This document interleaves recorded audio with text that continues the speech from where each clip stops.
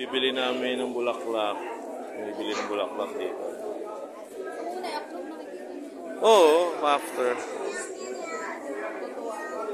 Tonto hayang si Lola. Ayan. Market nila rito guys. Flower. Ang gaganda ng mga bulaklak nila. See the flower. Ayan, bumibili sila ng bulaklak. I will put here. Okay. Ayan, so beautiful.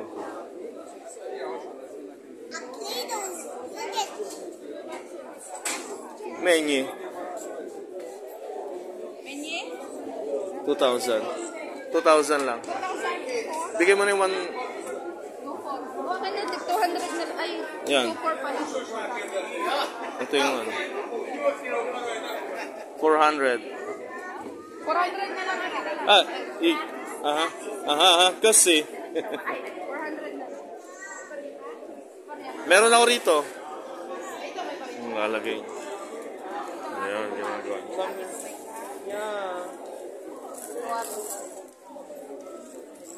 Ayan. Bigyan mo saan? Hindi. Ayan. Beauty. Lagyan niya ng ano.